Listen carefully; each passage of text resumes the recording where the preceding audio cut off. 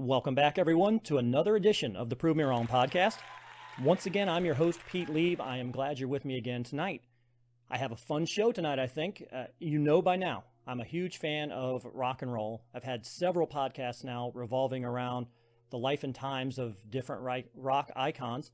Most recently, I've spoken with Ivor Davis about life on tour with the Beatles in 1964. And we also had a podcast recently about the book Van Halen Rising. Those are arguably two of the biggest rock and roll bands in England and the United States. And tonight, I'm excited to be able to talk about what I would consider to be the greatest rock and roll band from Australia, and that's AC/DC. Specifically, we'll discuss tonight the driving forces of the band, the Young brothers, Malcolm and Angus, as well as older brother George, who many casual fans of the band may not even know existed, quite honestly, because he wasn't directly on stage with the others. But he was an accomplished musician in his own right and very instrumental in the long-term success of the band. To discuss the Youngs tonight with me is my guest, Mr. Jeff Apter. Jeff is an author of more than 25 books, including biographies of the Finn brothers, and my American friends may know them best from the band Crowded House, the Bee Gees, Jeff Buckley, and Keith Urban, among many others. Our discussion tonight will encompass 3 biographies focused on the Young brothers. And actually, if you are looking on the YouTube and or Rumble versions of the video cast right now, I have the covers of those books right now flashing on screen.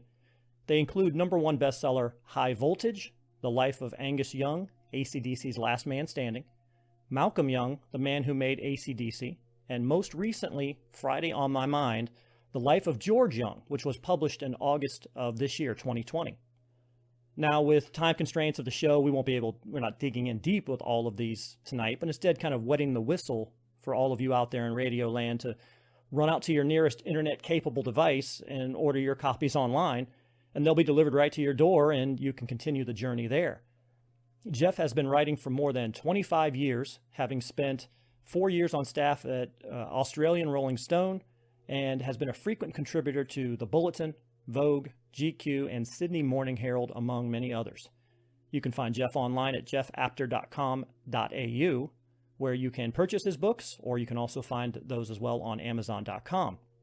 So, all the way from New South Wales, South Coast Australia, where if you are living in the U.S. like I am, it's already tomorrow.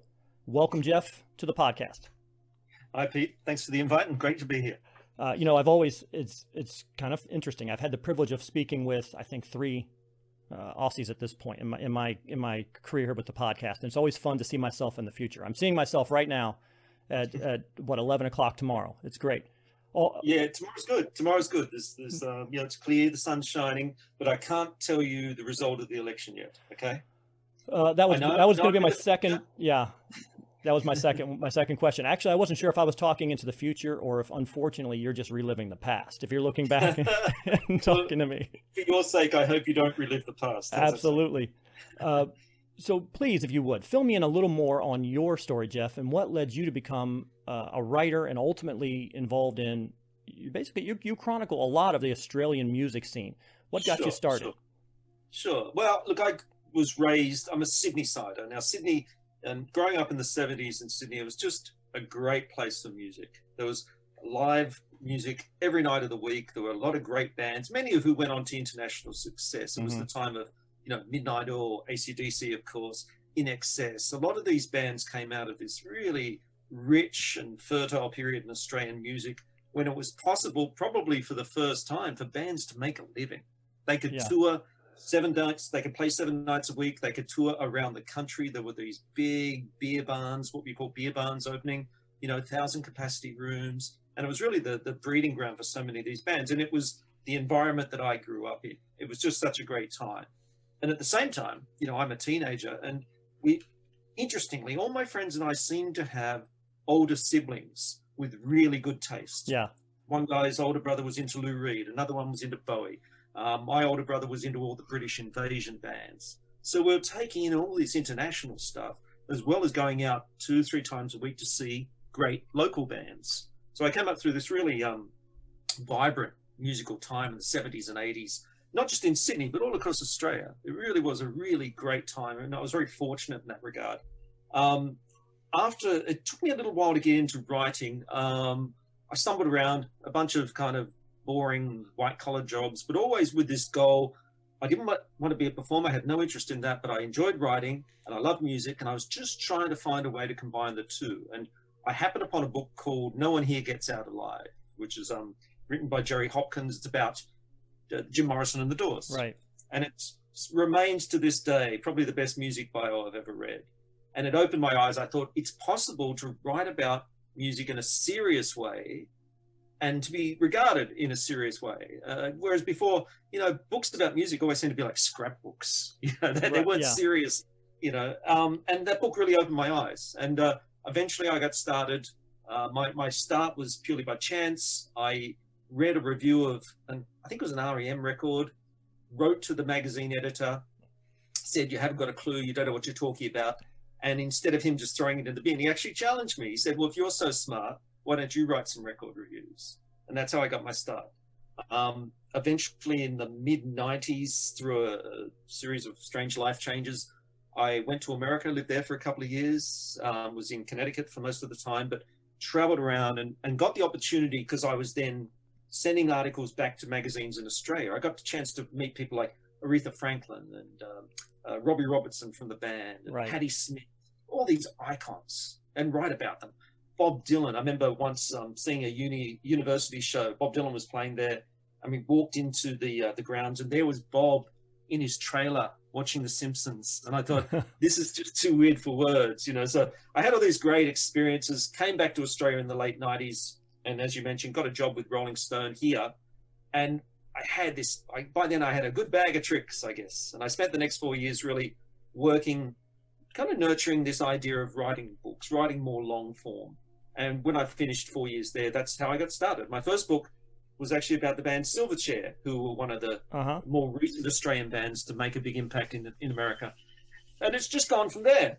I've kept going for it's almost 20 years now. I've been writing books. And, most of them have been really well received. I'm lucky enough to keep getting work. Yeah. But I realized I did write a few books on international acts, but there was a real awakening for me, just at a point where I thought, I know so much more about Australian music than I do about, I think I wrote a book on the Red Hot Chili Peppers, for instance. And I knew so much more about Australian acts than I did about international acts. And I decided, this is a few books into my career, to really just focus on local artists. And that was great for me, because I was able to draw on all that stuff I was telling you about growing up in Sydney in the 70s and 80s. So now I was writing about the bands that I saw as a teenager in my early 20s. So I was drawing on a lot of personal experience. So it's a long and winding road, but it got me here. You said something really interesting to me, and to me it's super true. And it's about having those influences when you're young, getting lucky, and having those people who ultimately were listening to the music of the time, and what would really shape you. And I was also one of those people who, I was an only child, but I had some older cousins, and my older cousins were listening to the James Gang and Queen and so all of those bands and AC/DC at that point. And so I was introduced to that stuff by them, Van Halen, Rolling Stones, the Beatles. And so I was very lucky, because I could have been with, I don't trust people, first of all. I don't trust people who don't listen to music in the car. If you don't listen to music in the car, I don't trust you. There's something wrong there.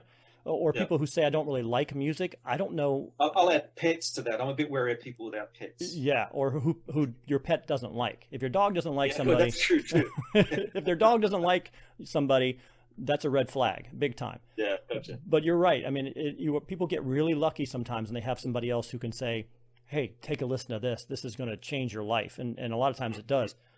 What was your first experience with AC/DC like? Well, it's really funny. There's a TV show here called Countdown. And I guess the American equivalent would be something like, it's not quite Midnight Special. It's more like Solid Gold. Remember Solid Gold? Yeah. It was a show in the 80s. Absolutely. It would have the top 10, I think, at the end of the show, that kind of thing. Yeah. It was actually based on a British show called Top of the Pops. And Top of the Pops was it was a pop show, but you had to be on the charts to be in the show. And AC/DC were almost the house band for this show. It started in, really came to fruition early 75, 76. Countdown was the must-watch show on TV. It screened 6 o'clock on a Sunday night. just the time you were probably recovering from Saturday night, right, or sitting down to dinner with your folks, and you had to watch it. And some of the early AC/DC appearances on that are just fantastic, because they took Angus in particular and just made him the kind of court jester for the show. Once he was dressed as Zorro, another time he was in a Superman outfit. And anybody who's seen Angus, he does not have the build of Superman, So there were these really funny clips. And with Bon Scott out the front, there was one classic episode where he came out in drag. Yeah, I saw that. Cigarette hanging out the corner of his mouth, the ugliest woman you've ever seen in your life, And so that made a real big impression. And they were playing a show in Sydney, and it was Australia Day. It was the end of January 1977. And I was still underage. I was only 15, 16 at the time. And my friends and I, we'd go into the city, and the standard procedure was the oldest guy or the guy with the most facial hair in the group would go into a pub and get everybody drinks, and we'd all stand outside. And we heard about this show, and we said, we're going to go and see AC/DC. Great. So we got down there, and of course we couldn't get in. It was a full house. So my first experience of AC/DC was through a brick wall, and they were playing so loudly, it didn't really matter, because they were just tearing the walls down. It was fantastic. And, that was when, to me, they were really at their prime. Bon Scott out front, Angus and Malcolm really tearing it up. Mark Evans, who I had the good luck of later writing a book with, on bass, Phil Rudd playing drums, and they were just fantastic. And they were a part of the furniture, really, part of the fabric of the musical community here in Australia in the 70s. They were the leading lights because they'd gone to England, they'd had some success, then they went to America, but they always came back to Australia, and their tours were always must-sees. They were really, because they were the Australian band blazing a trail internationally for other Australian bands to follow.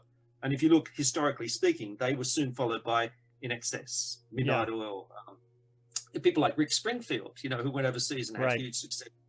All came out of that same musical background. So they were real trailblazers. So like going back to my first experience was through a brick wall, and it still sounded fantastic. It's funny is that, again, one of my first earliest memories involves AC/DC, and it's super weird. I mean, this was probably also 77, and I'm a little bit younger. So to me, 77, 78, I was probably about 6 years old.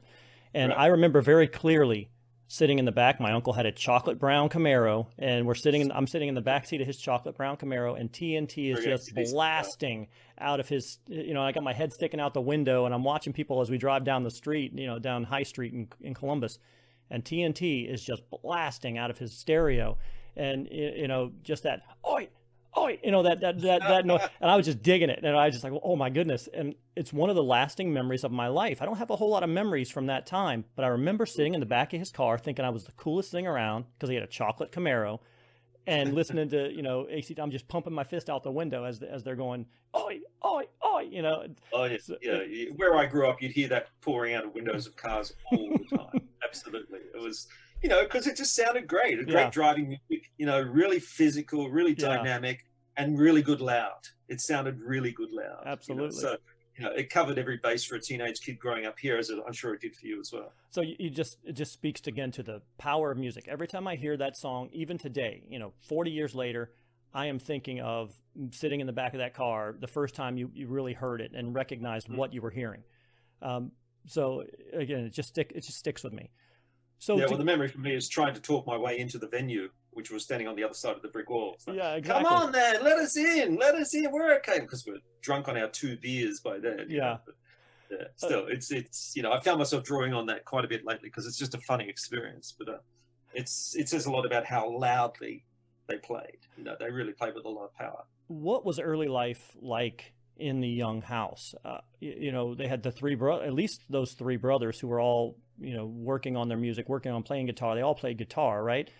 Did they have formal training? What was the Young house like when they were young? No, it's a really interesting family story. When they emigrated post-war, there was a scheme to bring immigrants into Australia to work in things like coal mines and factories, and basically all these new industries that were starting here. They had a thing called the 10-pound POM scheme, which meant for 10 English pounds you could bring your entire family and settle in Australia. Wow. So that meant there were hundreds of thousands of immigrants. And of course, post-war England, post-war Europe, the one place you wanted to be was somewhere far away. And Australia was this great Yeah. attractor.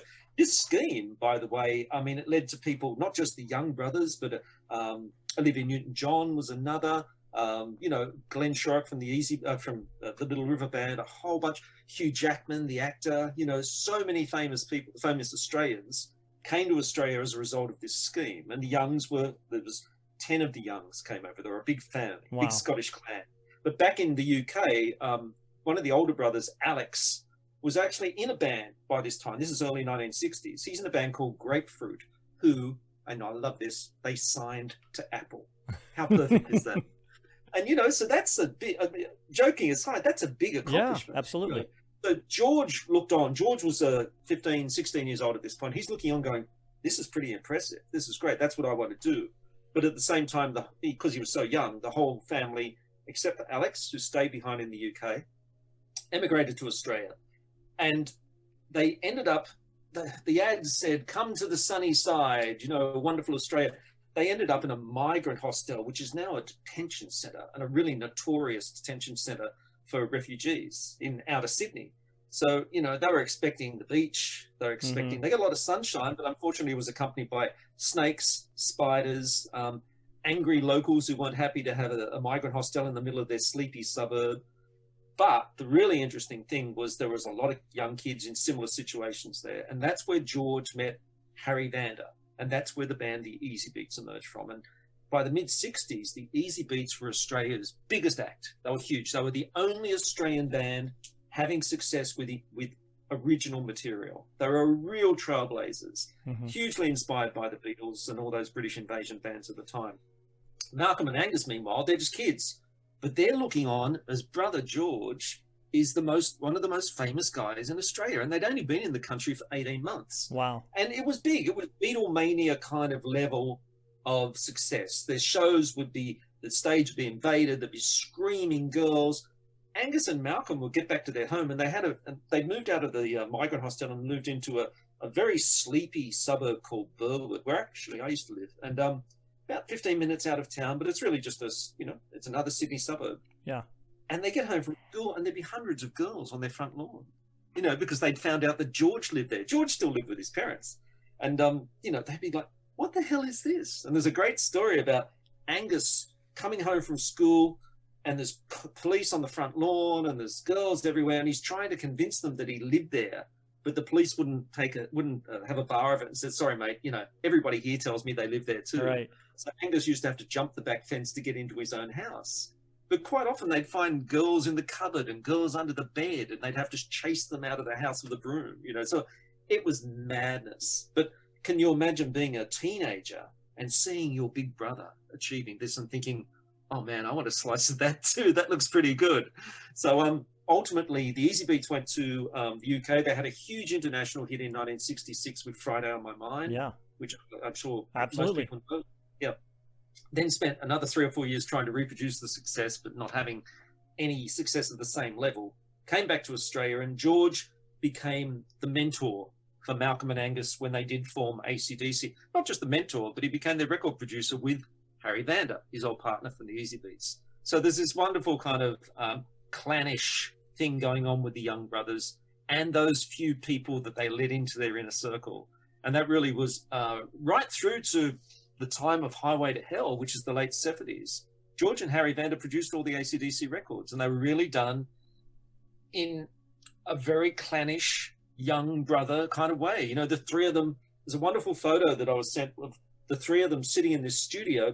And by the way, when George returned to Australia in 1973, part of the allure was the fact that the Easy Beats record company there, the owner of the company, built a studio for him and Harry Vander to work in, their own recording studio, and a state-of-the-art studio. So it was a great attractor. And that's where all these early AC/DC records were made. And there's a wonderful photo of the three brothers, Malcolm, Angus, and George, sitting at a piano, playing together, banging out a song, because George used to say to them, bring whatever songs you got into the studio, and if we can play it on the piano, it's ready to record. Wow. Now, think about it. TNT, High Voltage, Long Way to the Top, all these songs that are signature guitar rock and roll songs were actually banged out on the piano, you know, because they had a piano back at the house in Burwood as well. So it was like George's litmus test. If it flies on the piano, it works in the studio. Were they trained musicians, or did they just learn on their own? No, rock and rollers, through and through. You know, just learn by ear. And that's so amazing. Great players, became great players. That's so amazing. You know, while I appreciate Angus, Malcolm to me was so amazing. I mean, as just a rhythm player, and he was just boom banging that out. That's what I really appreciate almost more, because it takes a lot to be a great rhythm player. I mean, it really does. It's an underappreciated skill. And there's a theory. The only other job he held down apart from being a musician was working in the Burley Bra factory in suburban Sydney, where there'd be a lot of machinery. And there's a theory that the sound of that machinery really got into his head, because if you listen, he does play in a very, I won't say mechanical way, but it's almost like industrial strength, you know? And so there's a theory that some of that kind of eked into his subconscious and came out in his playing, which I think is it may not be true, but it's a great theory. But it just always seems so tight. I mean, it always just seems so tight between him and I always loved the drum as well, because the drummer. Yeah, exactly. Because I'm in a cover band myself. We play on the weekends, but that's what I've always said to somebody, because a lot of drummers, they want to be all over the place, and I'm like, man, I want the AC/DC sound. I want the timekeeper. Give me that nice steady, you know, that powerful beat, and you don't have to show off for me. Yeah, Big Brother George played a key role in this, because George, when the Easy Beats fell apart in the late 60s, he came to the realization that the mistake that they made is they were probably too influenced by the Beatles. They'd watched the Beatles be very experimental. You know, the difference between Love Me Do and A Day in the Life is you know, eons. It's absolutely. And he saw this and went, well, we should try that too. But what happened was they moved away from that signature sound that was in Friday on My Mind, and they got into a whole bunch of different things, and they sort of lost their musical identity. So early on, when Malcolm and Angus formed AC/DC and they're working in the studio with George, they said to him, because he was their mentor, they always came to him for advice. And they said, should we be a bit more experimental? He said, no. He said, you're one of the luckiest bands I know, because you found your sound early on. And the sound that they had was the sound that was heard in all these pubs and clubs that I was talking about earlier. Because Australian audiences, they like to drink and they like loud rock and roll. And if you look at some of the bands we've produced, there's evidence of that, AC/DC being a classic example, but also people like Rose Tattoo, Midnight Oil, all these bands that have had, Silverchair, another good example, you know, have had really big international success, learned how to play hard and loud in these pubs. And that's what AC/DC really tried to do with those early records. And George said to them, don't waver from that. You've got your sound. Stick with it. You know, try to push it as far as you can, but stick within that boundary of two guitars, drum, bass, and, you know, as far as I'm concerned, in Bon Scott, the best singer Australia ever produced, and probably the best lyricist as well. Funny, rude, raunchy, and sometimes really insightful. You know, so they really had the works. But going back to George, his role was monumental in that he would often give the band, his brothers particularly, advice about what not to do. When it comes to, we're talking about Malcolm's playing, George said to him, it's the stop that rocks. What he meant, it's the space between the notes. It's taking those pauses, letting it breathe, and then keep playing. And if you listen to Malcolm's style on, you know, right through to classics like Back in Black, it's very much like that. He's not playing 100 notes. He's not flailing away. He's just playing a very focused and concentrated and specific notes. It was great advice, and it became that signature AC/DC sound. Well, in your book on Malcolm, the subtitle was the man who made AC/DC, and he's always been, to me, again, the backbone of the group. But many would be surprised that he was the driving force. Can you go into his role in the formation of the band? Sure. Malcolm had played in oddly enough, he played as a teenager in what was more of a pop band called the Velvet Underground. Nothing to do with Lou Reed's band, but they'll call it Velvet Underground because I think they both read the same book, basically. And he always wanted to have his own band. In that band, he was really just a high rhythm guitarist. Angus, meanwhile, had played in one or two bands, but, you know, with no real success. And it seemed inevitable that they joined forces. Malcolm, being the slightly older of the two, he was very driven. And you have to realize that the Youngs had no other option but to be in a rock and roll band because they weren't particularly well educated. They'd finished what we call school certificate, which is year 10. I'm not sure where that fits within the American system, but so they did 10 years of school basically. Okay. They left, which in Australia was enough to get you a job working as a tradesman, a carpenter or electrician or something like that. And they both tried very briefly to fit in with the normal working world, and that wasn't for them. So they only had rock and roll. There was no fallback plan. It wasn't like they had a teaching degree or something that they could go back to. So, and Malcolm very clearly understood that and realized that we have to make AC/DC work. There's a great story that proves how driven he was, is when Mark Evans joined the band as bass player, and this is March 75. Malcolm pulled him aside and said, just so you know, in a year's time, we're going to be based in London. And Mark's thinking, we're just still playing pubs to 100 people, And as Mark wrote in his terrific book called Dirty Deeds, he said, I was wrong. Oh, he said Malcolm was wrong. It was a year and a week. He was that driven. He really knew what he was going to do and how he was going to get there. He was ambitious and he had steely determination. He was off stage. He was a lot like he was on stage. And these guys were mid-teenagers, right? It wasn't Angus something like 15 when he joined? I mean, he was. Yeah, well, his age varied depending on which journalist he was talking to. But yeah, they were certainly teenagers when the band started. And by the time they got to the UK, which was the start of that big international touring, that's 1976. From memory, Angus is still a teenager and Malcolm would have been early 20s. So kids, they were kids. Yes. So even then, a couple of years, it's amazing to me that you're talking about the focus that they had at that age. We're going to be here in a couple of years. I have a 19-year-old right now. I have a 17-year-old daughter or 18-year-old daughter right now. They can barely get out of their own way, right? So it's amazing to me that just the different times. These guys knew what they wanted to do at that time, and they knew, and they had the plan, and they were ready to execute it. But, working class, too, that's important. These guys knew that this was their big opportunity.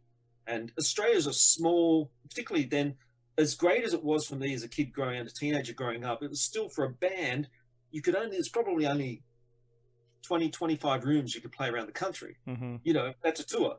So, you can't just keep playing them over and over again. Right. And if you look through AC/DC's early history, they played everywhere. Talk about weddings, parties, anything. They'd play school halls. They'd play 3 or 4 shows in a day. Wow. They'd play anywhere they could have. But they knew, in the same way that Big Brother George had taken the Easy Beats overseas in 1966, they knew that was there's a rite of passage too for Australian musicians, Australian writers, Australian artists and actors in the 60s to go to London particularly, because firstly it was swinging London, it was the 60s, it was a great time, and secondly it was much easier to get a working visa because it's part of the Commonwealth, and nothing much had changed by the time AC/DC did that in 1976. It's much easier to start an international career for an Australian in the UK and then go to America than it is trying to get into America, get a green card and get started. So, there's a bit of pragmatism to it as well. Yeah. So when you think of the band now, when somebody would think of the band right now, they're thinking Angus Young first. I mean, they are thinking of him as the figurehead. But that wasn't, but to me, that wasn't always the way it was. When I was coming up, and again, I'm with you, when I became aware, Bon Scott was the man. Oh, to me, he was the figurehead. He was the man. Yes. So when Angus first started, what was his role in the band? And I mean, obviously, again, Bon at that point was the leader. What was his role at first before he was really kind of thrust? He had to be thrust into that once Bon unfortunately passed. Yeah, look, I mean, keep in mind too, there was a guy called Dave Evans before Bon Scott. He was in the band for probably their first, I think it's the first 9 or 10 months. And by, Angus, he was, like I say, he's just a kid, but he was always the crazy schoolboy guitarist. He knew his role from day one was to be, this manic guitarist. I mean, I've been given stories about he'd run around, he'd show people his licks in their house at Burwood, and he'd do the same stage antics that he did if he was playing to 5,000 people. He'd do it in his bedroom, jumping around and leaping. Sometimes he recorded that way too. It was just the way he played. Yeah. So he always had that in him, that crazy schoolboy thing. But I think once Bon joined the band, and I've described it in various books as the Bon and Angus show. Bon had seen, and this is really significant, Bon had been in the UK with an earlier band that he was in called Fraternity, and they'd seen Brian Johnson play in a band called Geordie. And this is 1972.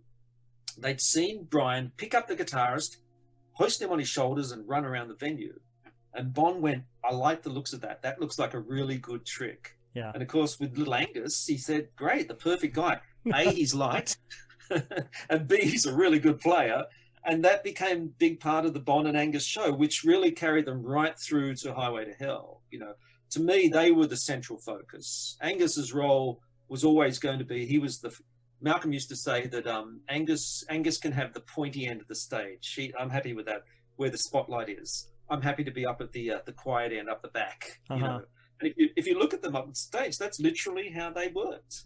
Malcolm stood back next to the drum riser, as did Mark Evans and then Cliff Williams on bass. And every now and again, Malcolm would move forward to shout out a few backing vocals and then step right back and leave Angus and Bond to dominate the stage.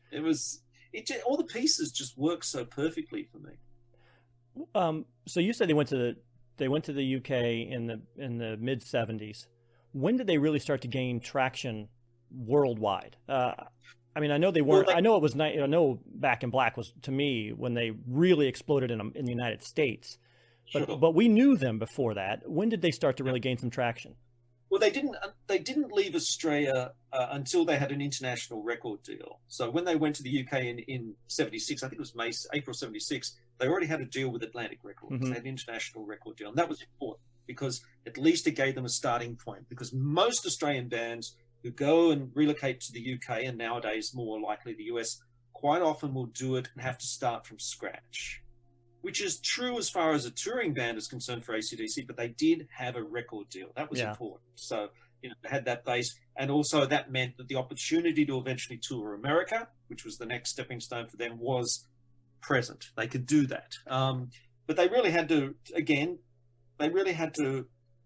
reintroduce themselves, I guess. There were some people who already knew about them in the UK, but not a lot.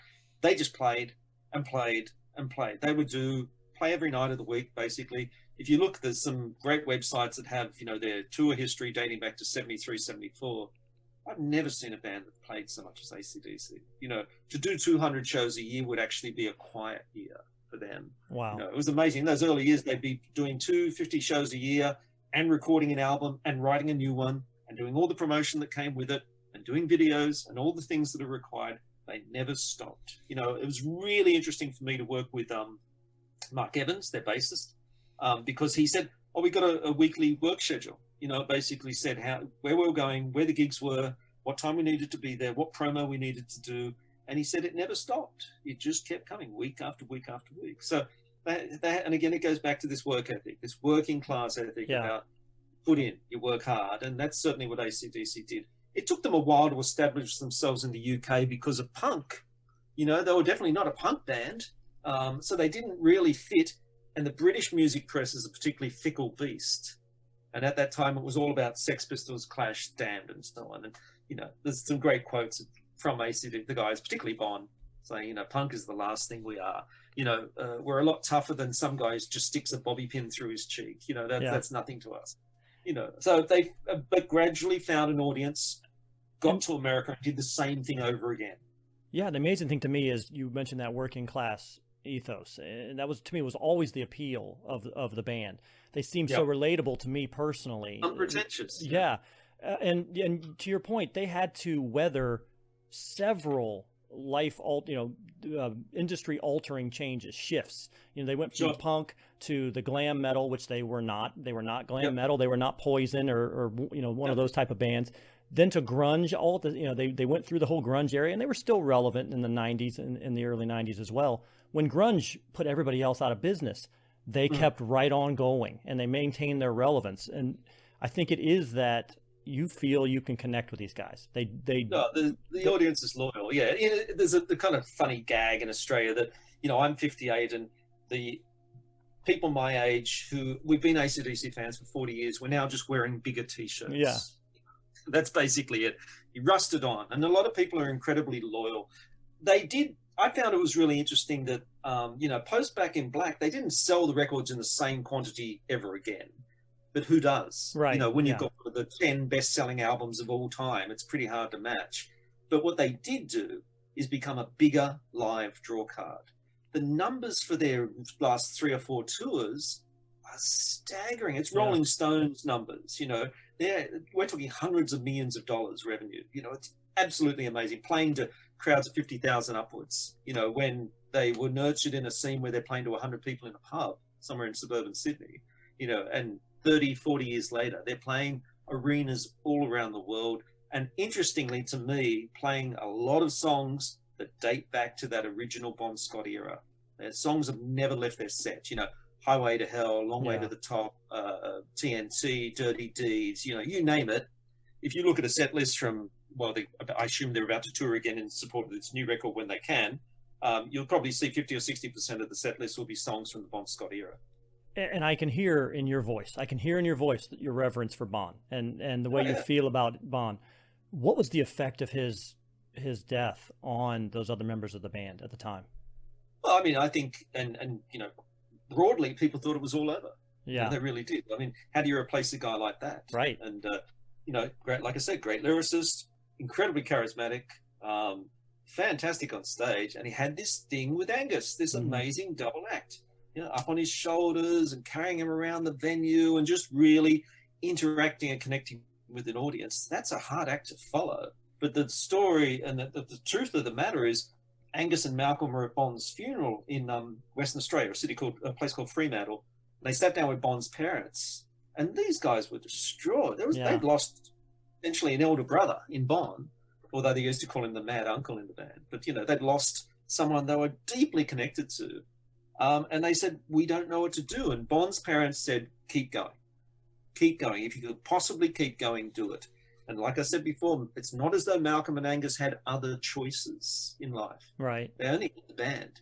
And, you know, so they had that reassurance, that vote of confidence. It's okay. If you can find someone to keep going with, do it. And of course, Bon had told them about Brian Johnson because he'd seen him with Geordie carrying the guitarist around on his shoulders, you know, 8 years ago. So it was a sort of a perfect storm for Brian Johnson, that he was on the list of people that Bon said, look, if anything ever happens to me, I think you should look at this guy. And while as a lyricist, he's not a notch on Bon, you know, and as a front man, he's great, but he's not, look, he's just not as physical as Bon Scott was, right. I think is the best way to describe it. But he's managed to carry that band, you know, for the next 40 years. He's done a huge thing. And it was Bon was a hard act to follow. You know, it really was. Well, you know, a lot of it, so them continuing really was about Bon's parents saying, it's okay, we understand. It's your band. If you want to keep it going, we're okay with that. You just have to find the right guy. And they did. They did. Very few bands, I can think of two, very few bands have been able to replace a lead singer and maintain popularity and maintain. Have you watched In Excess over the last 20 years?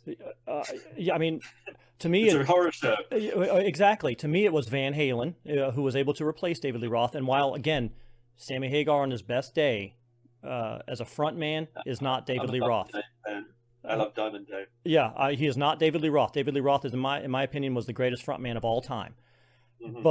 But they still had, you know, I always tell the story about the 5150, and my mom bought it for me for Christmas. I refused to listen to it for 3 months. I was so upset. When I finally heard it, and I heard that, I think it was, oh man, it was that Why Can't This Be Love? And I was and then I was mad because it was so good. I'm like, oh my God, this is so good. So I was mad that that it wasn't David, and then I was mad that it was good. But so Brian, the point is Brian then comes in, and he's able to not only maintain, but in a lot of respects, Back in Black, for those about to rock, those type of, you know, those were some of the biggest albums that they ever did. And but do you have, and this is my question, I know people who have friendships made and lost on the Sammy or Dave Lee Roth question. Sure. So the first thing you do is, are you a Dave guy or are you a Sammy guy? If he says you're a Sammy guy, we're not friends. Is something like that, I mean, obviously the situation's different because Bon passed. He didn't leave the band.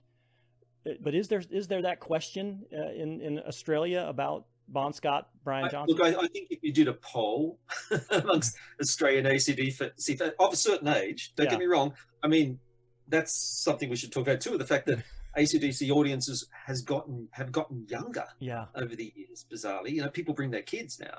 But certainly guys like me who have been around for long enough to remember them at the start are almost universally going to be from the Bon Scott side of things. But yeah, not dismissive of the last 40 years. Don't get me wrong. I mean, there's been a number of great songs, and one particularly great album came out of that. Yeah.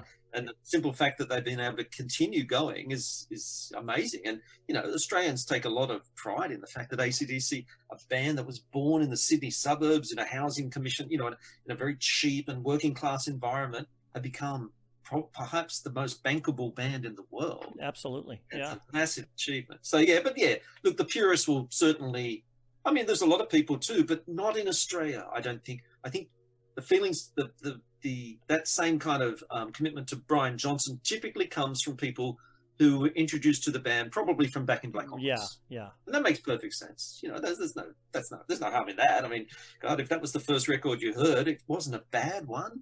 I mean, it was a fantastic album. Honestly, I think Back in Black, and I say this a lot, and there can be more than one, but I think it's a perfect song. That song is a perfect song to me. I could be having the worst day of my life, and I'll hear that, those first couple of chords come in, and I'll be fired up. I'll be ready to go. And the words, the lyrics are so tough. The lyrics are so tough.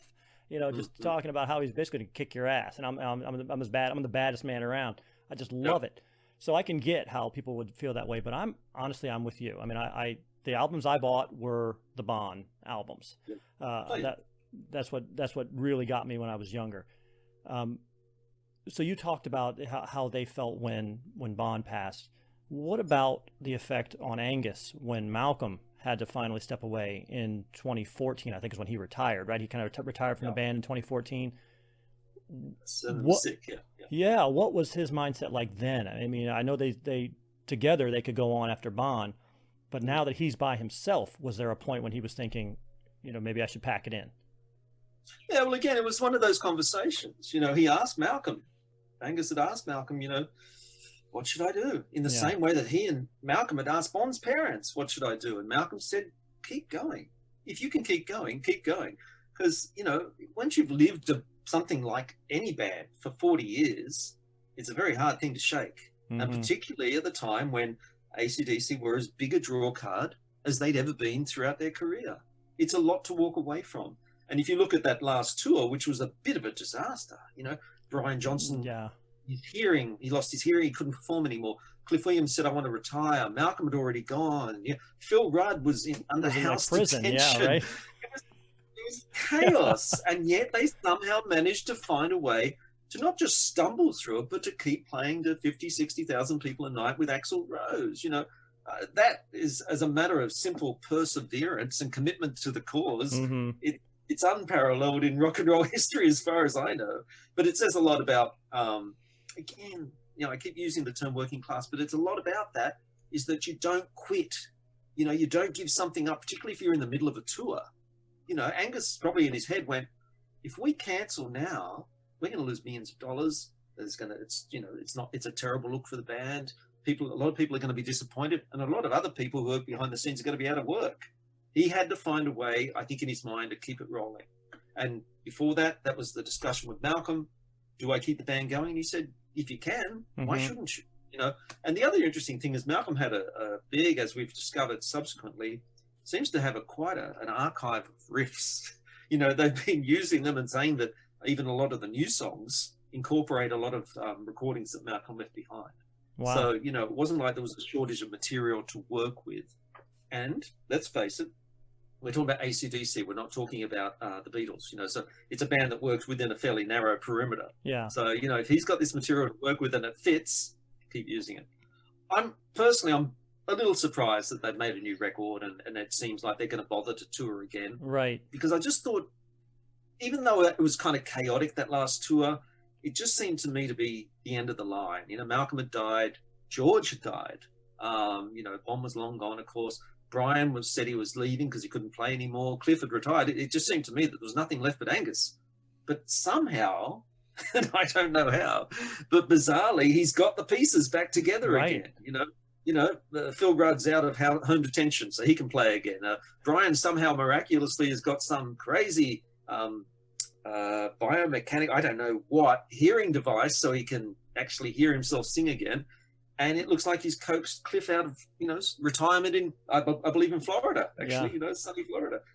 I don't know what Angus has got on him, but somehow he's convinced them to keep going. I was very surprised when I heard about that. Well, a lot of people who have never stepped on a stage or never played a note of music in front of somebody else say that kind of thing. They say, well, why are the Rolling Stones still touring? Why are AC/DC still touring? They're old men. But in the very limited bit of experience that I have in that situation, there is nothing better. There is no better feeling than playing something to a group of people and having them respond to you and having them appreciate what you're doing. And I can see 100%. Think about it, it was 100,000 people. Yes, so I can see 100% why you're never too old to have that feeling. Never are you too old to get that feeling and that adoration from people. What would Mick Jagger be doing if he was retired? For sure, exactly. He'd be gardening somewhere. I mean, what the hell is that? Nobody wants to do that. No. But so I get that, and also look, I think you probably find in the case of AC/DC, they made a new record because they probably owed the record company one. Yeah. Those kind of guys. That's how they think. So there could be business decisions involved in it as well. But you're right. I mean, Angus is only 65 now. Uh-huh. It seems in the rock and roll scheme of things in this whole kind of crazy rock and roll world we're in now, that's not so old. That's not so old, and all that music is coming back. The Def Leppards of the world and the Rolling Stones are still going around. That type of early 80s, late 70s, those revival concerts are big money now. They're coming back in. Journey's playing again. Foreigner, Bad Company, they're all touring around. Why not? Hang on, who's Journey's lead singer at the moment? It's Arnel Pineda. Yeah, Arnel Pineda. Yeah, I've seen it. Looks great. Hey, if you close your eyes, they played here in Jacksonville, and I went up to watch them. If you close your eyes, it's Steve Perry. I mean, the guy sounds dead on. I mean, they did a great job.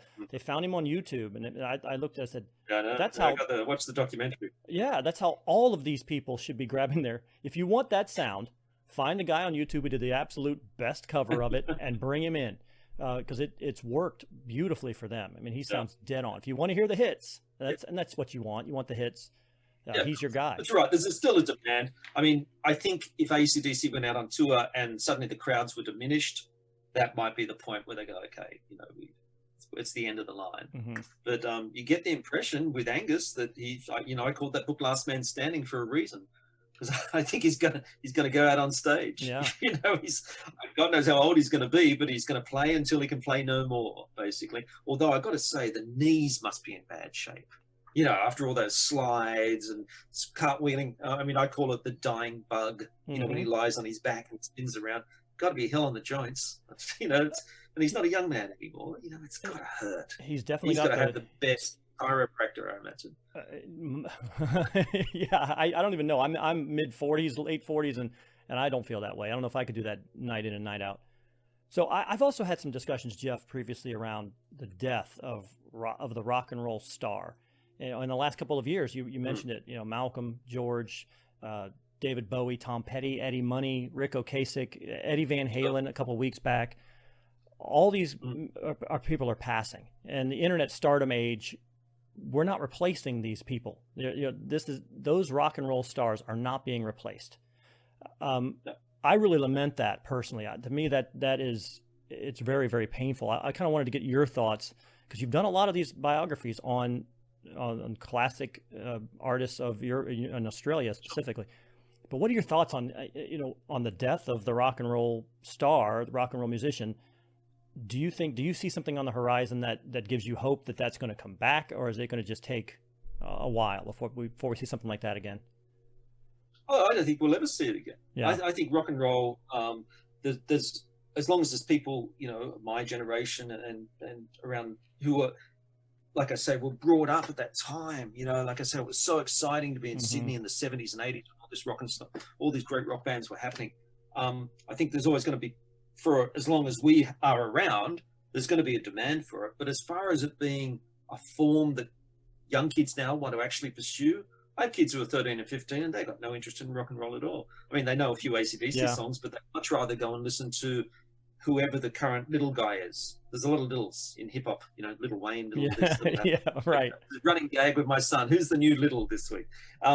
they're not interested in rock and roll. It just doesn't mean anything to them. It's not a digital age, tech age, internet age music. It's from a certain time and place. And I mean, we're lucky enough to have had it. You know, I think it's like any great form. You know, if you look at his history, you know, classical music only lasted for a certain period of time. You know, all these different movements, not just in music, but in art and film and all kinds of stuff. They all had their golden age. Mm-hmm. You know, there's one of my favorite books is Easy Rider's Raging Bull, which is about the 70s in Hollywood when these outsiders were making these fantastic movies, sometimes using studio money, but really quite radical. You know, these weren't Doris Day, Rock Hudson picks. These were real movies with, you know, Robert De Niro and Al Pacino, all these great players.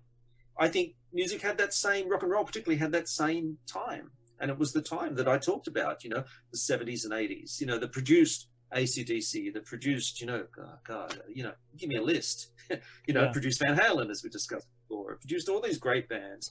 But I really think there's just not the interest. There was a discussion here recently. We had our 2 big footballing code grand finals, right? And there's always, every year, there's a kind of running gag about, oh God, who's going to be the halftime entertainment? Yeah. And typically they might get someone like, not Midnight Oil, but or AC/DC, but someone of that level, because that's what the audience wants. But this year they got acts that are really contemporary acts, which are basically young guys with a broken heart and an acoustic guitar, or a young woman who's singing, you know, in the style of more like a Lady Gaga or something like that. And they just didn't fit. And everybody's saying, what's the point? You know, what's the point? We're not going to have what we need for those kind of events are the big events like you would have at the Super Bowl, which would be, you know, to me is U2, Tom Petty, Prince. Right. 3 defining Super Bowl performances, you know, absolutely big rock and roll shows. But we don't have that anymore because we simply don't have the artists to do it who are interested in making that kind of music anymore. So, you know, to me, it's borderline nostalgia, rock and roll. It's almost like it's done. I'd love to be proved wrong. I mean, when I was at Rolling Stone, you know, and this is, 20 years ago, there was that revival with bands like Jet and the Vines and the Hives, you know, and also people like the Foo Fighters sort of came out of that and became big stars. So there was this moment of, you know, and a lot of Australian bands are involved with it. It seemed like suddenly something was really happening, but that just fizzled out. Electronic music became more prevalent, you know. Well, it became easier to make. It became easier to make music without talent. Quite honestly, it became easier. You said that. I mean, seriously, it became easier to make. You don't have to be a good singer. You don't have to be Freddie Mercury anymore. We'll change the tone of your voice. We will auto-tune you. It'll sound ridiculous and robotic, but we'll get it there. You don't have to actually learn your instrument. You don't have to worry about creating your own licks. The guitar that's right. solo is kept gone. Kylie Minogue in music for the last 40 years. Yeah. So when you make it so easy to make music, it's like anything, right? When you make anything too easy, then nobody's interested in excelling at it anymore. Quite honest, you know, everybody put a guitar. When I was a kid, everybody had a guitar in their hand. They all wanted to be Eddie Van Halen. They all wanted to be Angus Young. They all wanted. That's what they were learning. They had a guitar, and it was hard. It was hard to do, but it was worth it. Because you're right, you'd have girls. If you had an acoustic guitar and you could play 4 chords and act like you could sing, girls thought you were the greatest thing around. Now you just got 2 turntables and a MacBook, and suddenly you're the same thing. It's not the same thing. But I digress.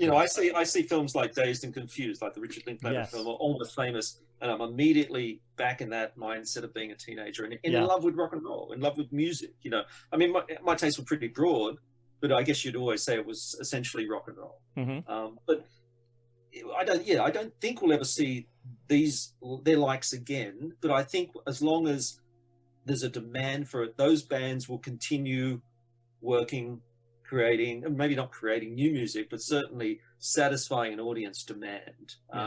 It's really interesting. I mean, here we are in the middle of this weirdness where everything subsequent to this year could be completely different. Who knows? You know, U2 might go out on tour and no one turns up. You know, who knows what's going to happen? So maybe it's the end of the road for all those rock nostalgia acts. I don't know. You know, who knows what will happen when AC/DC take this new record on the road. My gut feeling is that there's still a big demand for them. There's still a core audience. But in 20 years or 10 years time, that's probably going to change. It's probably going to change. Yeah. To me, it's a historical period. 60s, 70s, and into the 80s was this, and maybe part of the 90s if you look at grunge and so on. Right, yeah. Was just a great, productive, and really inspiring time to be in a rock and roll band. I don't think that demand, and we're also kids are looking for shortcuts too. Yeah, exactly. For a musician, you say, what did AC/DC? How did they become famous? Well, they played 200 shows a year for the first 10 years of their life. Are you kidding? Yeah. I'll put it on YouTube and see or put it on SoundCloud and see if it gets 100,000 likes. Yeah, I mean, record deals are now done without someone stepping foot outside of their bedroom. They can get an international record deal on the strength of a couple of YouTube videos. And I'm not saying that's bad. I'm just saying it's different and probably not as it's less likely that you're going to be able to build a solid career on the back of that. AC/DC are a classic example of a band that did the hard yards, built an audience not just in Australia, but then did it in the UK, and then went and did it in America. They did it 3 times in their career, which, to me, you look at it on paper and you go, oh, are you kidding, man? That's exhausting. Absolutely. But there was so many reasons why they pursued that, but yeah, I don't think that would happen again. Who knows? So I have 2 more questions, and I appreciate you spending some time with me. So my first question then is, these 3 men that we're talking about tonight, George, Malcolm, and Angus, they spent a lot of time together, over the course of their lives. So it would seem like they kind of have a shared story in a lot of ways, but you have 3 individual books. So what can the readers expect when they're looking at the individual books on these people that they wouldn't get just in one shared biography? Well, look, I called it my accidental trilogy because it was certainly, I didn't set out to write 3 books about, individual books about George, Malcolm, and Angus. Right. It was a practical concern. I'm a jobbing author and I'm trying to make a living. And I had publishers who were interested in, after writing the book on Angus, they wanted a book on Malcolm. And then they said, oh, actually, you should write a book on George too, if you can. What I tried to do, Angus and Malcolm, it was a challenge because you're essentially writing the same story. Yeah. But, as we've talked about, the differences in their characters, Angus being the showman, the guy, the craziest, the oldest schoolboy in rock and roll, that was his story. Malcolm's story was more about behind the scenes, making plans, making maneuvers, plotting the band's future, hiring, firing, all that kind of drama. He was much more deeply involved. So that gave me a bit more to work with, telling the same story, but with different components. George was different yet again. So much of George's story happened in the 60s. His involvement with AC/DC was behind the scenes. And then his subsequent career, he was involved with a whole bunch of successful Australian artists, including John Paul Young, who had a huge hit with Lovers in the Air, which you may know. Mm-hmm. Yeah. A huge international hit. That was George's signature song, if you like. He wrote and produced that song. So, I had a broader palette. In fact, of the 3 books, the one on George, while it's probably not as globally familiar, was a much more interesting challenge for me as a writer because it's covered an expanse of 50 years. It was very broad, everything from Friday on My Mind all the way to Lovers in the Air. It's a very broad expanse, and with AC/DC stuck in the middle. So I just tried to reimagine each one from a different perspective. I mean, I'm currently working on another AC/DC related book, which is also required, not about the Youngs, but it's given me the challenge of, okay, how am I going to reimagine this yet again? Yeah. But I've been lucky, I worked with Mark Evans on his book, Dirty Deeds. I also worked with a guy called Michael Browning. These are ghostwriting jobs, who was AC/DC's manager from the early days, early 75, right through to Highway to Hell. So he was the guy in the really founding era of the band when they established themselves internationally. So I worked with him, and his book's called Dog Eat Dog. So I got a lot of insight into, a mountain of information about how AC/DC, the machine that they became, how it operated. So, I'm never short of material. I'm always, as a writer, have to be conscious of repeating myself. I certainly don't want to do that. Sometimes it's unavoidable when you're telling essentially the same group's story, but it's always about trying to reposition the narrative, if you like, from the point of view of the person who, Malcolm's case, Angus's case, George Young's case. Yeah. So it's just a writer challenge. I'd recommend everybody buy all 3 books if you could, please, because my kids, they need to go to school. Absolutely. Well, but look, to me, if you're a real music fan, the George Young book is, to me, because it's a bigger palette. Mm-hmm. It's got a lot more. It's a bigger journey, and it also gets beyond the confines of AC/DC. It's a bigger story. So as a writer, I thought that was a bigger challenge, and I think it was a bit more satisfying just for me as a writer to be able to cover such a big story. And honestly, to me, it is also, you're forging a path that didn't necessarily exist. I mean, everybody really knows Angus, everybody really knows Malcolm, everybody really knows Bon Scott, but not as many people are familiar with George and what his role was singly on his own and with the band. So I do think you are... Even here in Australia, the response has been, wow, I didn't know he was the guy behind all these artists and all these songs. So and that's in Australia. Imagine that in the United States. That in Australia where he lived, people don't know that as much. In here, it's significantly different. My last question then. So what will, in your opinion, it's been 47 years now. I know that because I was born in 73. So it's been that amount of time now.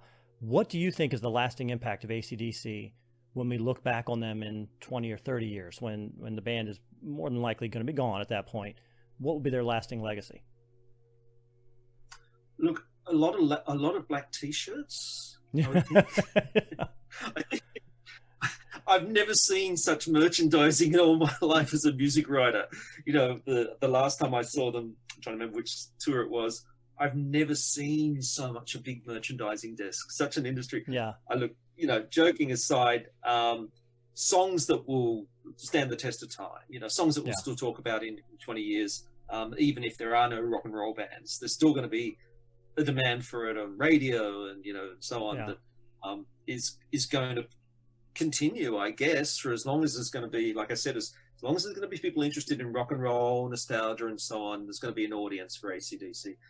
Whether they're going to win over new converts in the future, I don't know. But just as an interesting and really classic case study in determination, commitment, steely determination. Malcolm in particular never took his eyes off the prize for his entire life.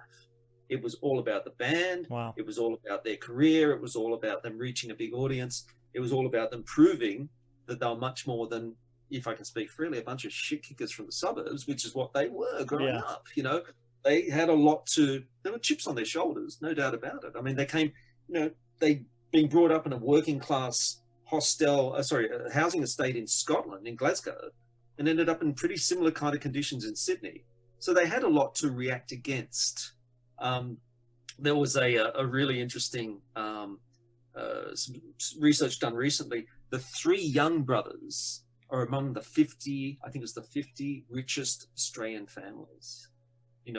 They're worth hundreds and hundreds of millions of dollars. Unfortunately, two of them aren't around to enjoy the spoils, but they became fabulously wealthy. Not that was the ultimate goal, but it was certainly a lovely byproduct of what they set out to do. So, I don't know. I think as a working class kid myself, I think it's just their life story, and AC/DC's career, roller coaster rider career is really a wonderful case study in rising above, pretty meager upbringing and circumstances, and really becoming a global, entity in the same way as, think about, Coca-Cola or, a lot of people, like I say, you can't look. It's hard to go out on a day anywhere, and I'm talking about most places in the Western world, and not see an AC/DC T-shirt. Yeah, I mean, I got one on right now. For sure, I got one on right now, and I've seen so many shots of supermodels getting out of a limo with an AC/DC T-shirt. Everybody seems to have some kind of recognition of this band and brand. Yeah, and that's what they've become.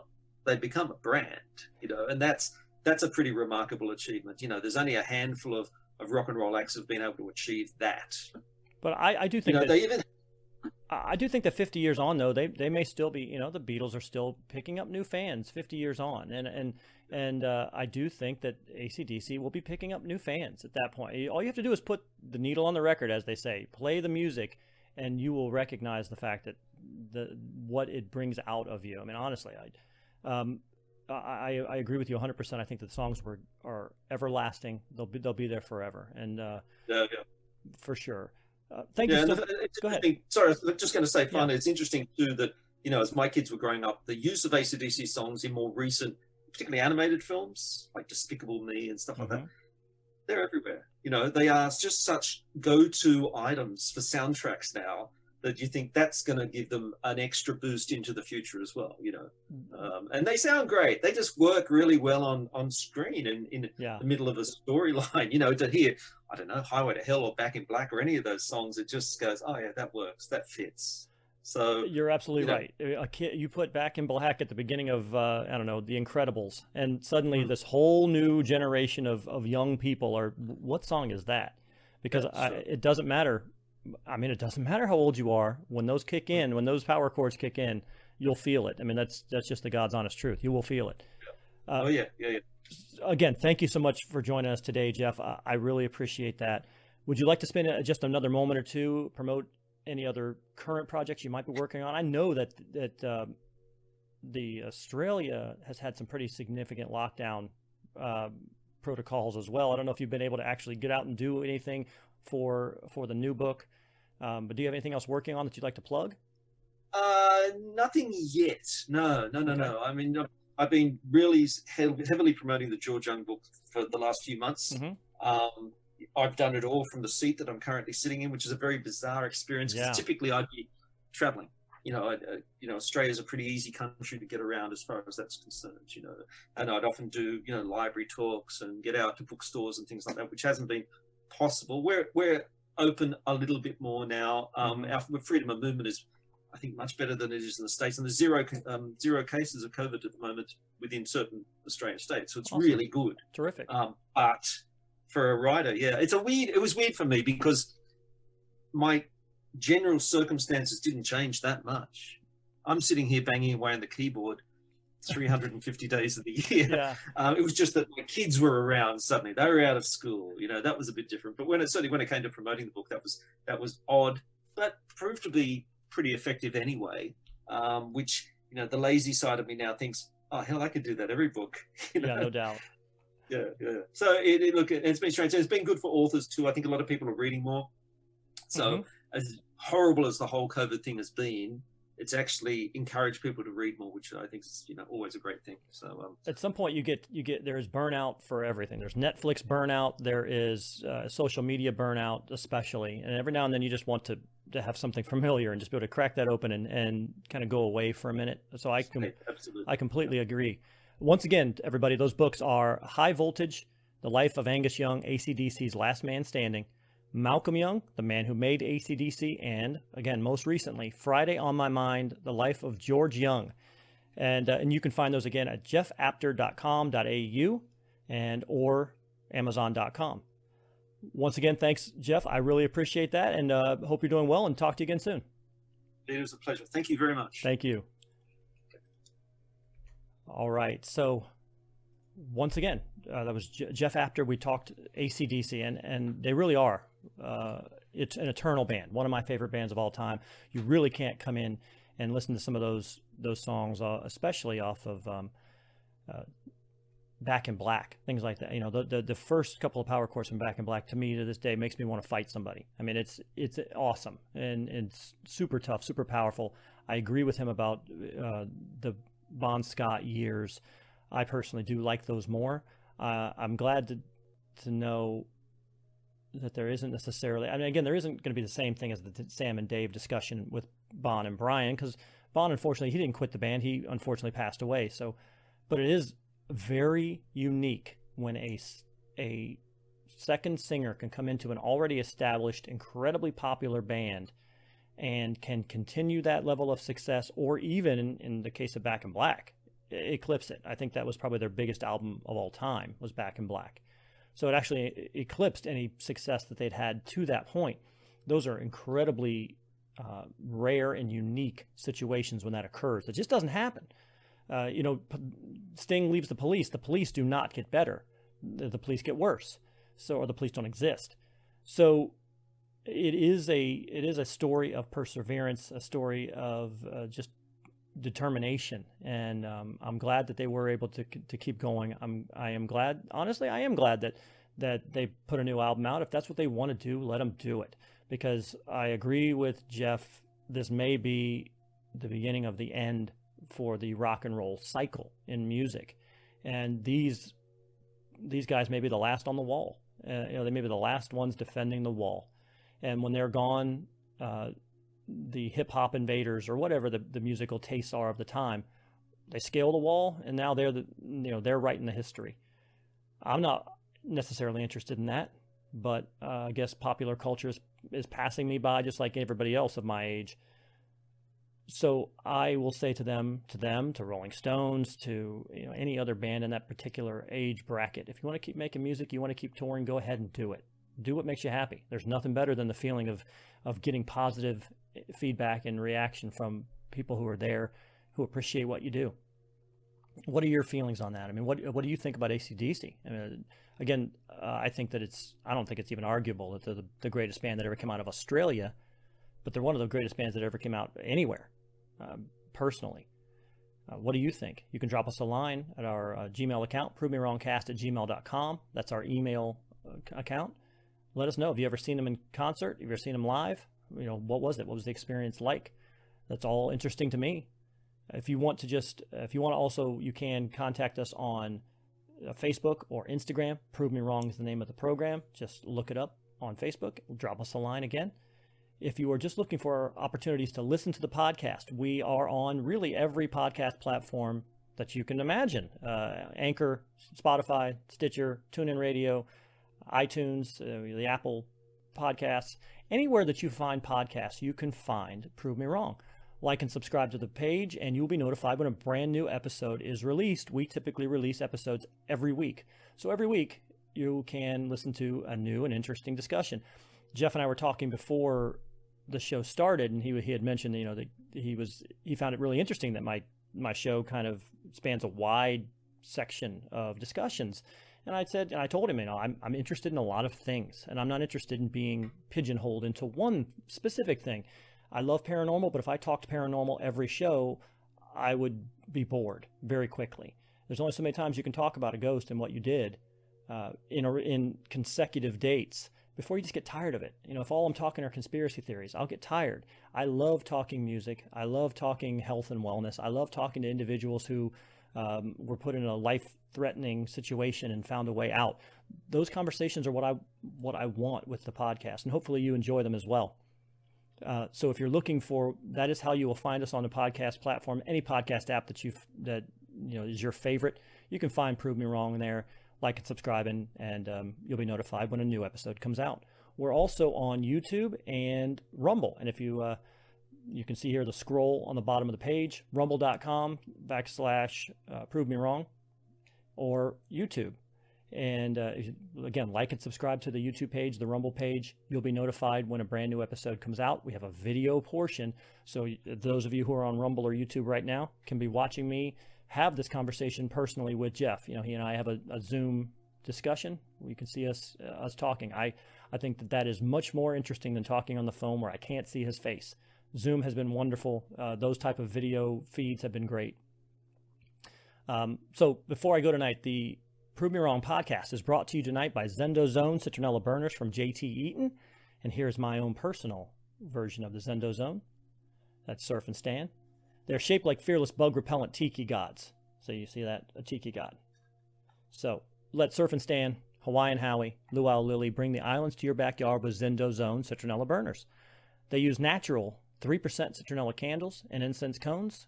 They're perfect for patios, decks, backyards, campsites, poolside, and more. You can enjoy the outdoors again. They are available on Amazon.com and at select Ace Hardware stores. If you don't have one at your Ace Hardware store, send us a line, let us know. We'll make sure that ZendoZones gets in that Ace Hardware store. Go ahead and collect them all today. So for my guest tonight, again, Jeff Apter, jeffapter.com.au is the website, or you can find his books on Amazon.com. This is Pete Lieb, Prove Me Wrong podcast. Once again, we'll talk to you again soon.